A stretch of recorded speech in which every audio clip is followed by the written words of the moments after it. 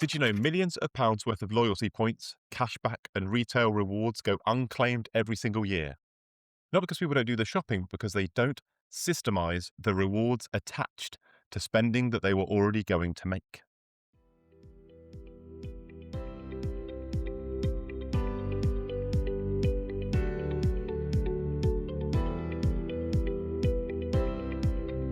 Welcome back to my Daily Wins podcast. Question: when you shop at your usual supermarket or your usual pharmacy or go-to retailer, are you always collecting your reward points?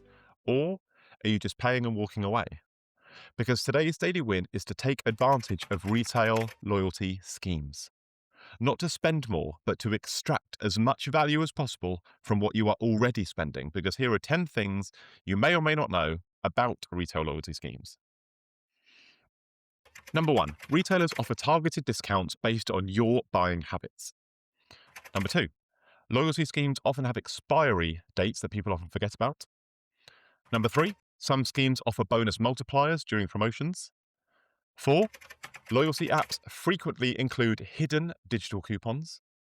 Number five, cashback can be combined with discount codes. Number six, supermarket points can often be converted into higher value rewards.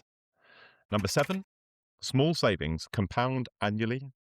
Number eight, using schemes strategically doesn't require spending more money. Number nine, failing to track rewards is a form of financial drift. And number 10, systems beat memory every single time. You see, spending without collecting the maximum rewards is optional inefficiency. And with that in mind, I'm going to move on to my Would You Rather Win versus Drift segment, where I'm going to read out a handful of questions that involve a win or a drift, and I want you to think about whether you're currently winning or drifting in these scenarios. Number one, would you rather spend £100 or effectively spend £95? Number two, would you rather let retailers keep that extra margin or claim it back for yourself? Number three, would you rather ignore loyalty or reward points or stack them over time? Number four, would you rather shop unconsciously or shop strategically? So I'd like to ask you right now, which pattern are your habits currently reinforcing? Because you can't be doing both of these things at the same time. You cannot be winning and drifting as far as retail loyalty schemes are concerned. And don't worry what the answer is, because even some of the most financially savvy adults amongst us don't always take advantage of these schemes, and there's a reason. Because, like most daily wins, it can feel so minor. It's just a few pounds here and there. What difference can that possibly make over the long term? And we assume there must be some sort of complication involved with getting involved or signing up. It's a bit of hassle, it's a bit of discomfort. The real issue, though, is just inconsistency. We forget to sign up, we forget to do the scanning, we don't activate some of the offers, we miss things or we ignore them in the app. And those small percentages compound over time. 5% saved repeatedly over a decade or over 2 decades or 3 decades could be the difference between retiring when you're 70 and retiring when you're 55.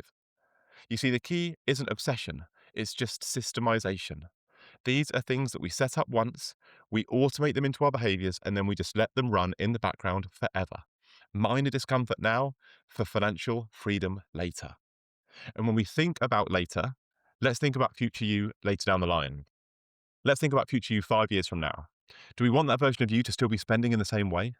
Still not capitalizing on loyalty rewards, on the points, on the bonuses, on the discounts? Or do we want to see the same level of spending with all of the points being accumulated, with all of the cashback being collected, with all of the discounts being applied?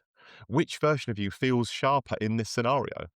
Because you don't need to cut everything. You just need to optimize what's already happening. You just need to optimize and systemize how you're already spending. So let's think about a real life example. If you spend £300 a month on your supermarket shop and earn 3 to 5% back, that's £100 to £180 every year. That's 1,000 to 1,800 every decade on the assumption that you're not investing it and allowing compound interest to take hold. This is money that will grow and grow and grow, and that money could fund your investment pot. It could be the family holiday you've always wanted to do. It could be clearing the debts that you've been carrying with you for years. You see, small margins like this can create breathing space, and breathing space can reduce stress. And reduce stress can improve your decision making, which can lead to greater financial awareness, which can lead to even greater confidence. And then when you think about a financial daily win like this and combine it with 3 or 4 or 5 others in my system over the years, then you can start to make some significant changes. So if you think, yep, that all sounds great, where do I start? Let's go through the steps. 1. Identify your top handful of regular retailers. Doesn't matter if it's a supermarket, a pharmacy, your favorite online stores, just write the list of the top 5 places that you normally spend your money. Then, number 2, download their loyalty apps and activate anything that is available to you in terms of digital offers. And then, step 3, on an ongoing basis, just get into the routine of checking your points and balances monthly. This could be at the point of making a purchase in any one of those retailers. Like most daily wins, this just involves a tiny bit of discomfort in the short term, a tiny bit of short term discomfort up front, but for a system that can be paying you back literally for years to come. And then let's think about the ripple effect. You use your new loyalty schemes intentionally. You accumulate the points. The discounts you benefit from start to increase. So your savings increase. Your spending awareness starts to improve. Because of all of that, your confidence starts to build. And then your financial discipline starts to strengthen.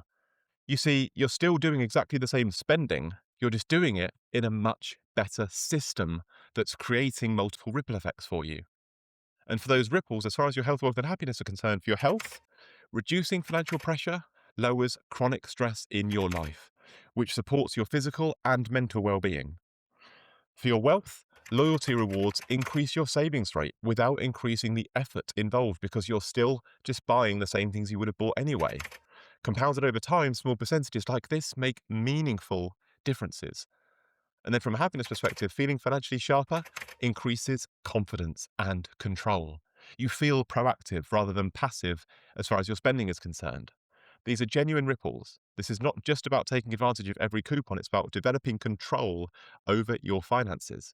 Because here's today's truth. If you're going to be spending the money anyway, you might as well be strategic with it because systems beat memory and margins build freedom over time. I end each episode by asking you a question that you can answer in the comments below, and today's question is this. Looking at your regular spending, which loyalty scheme could you start using more intentionally to reduce the total amount you are spending? Have a think about it. Let me know what springs to mind in the comments below. I would love to hear from you. Big love, Big Daddy.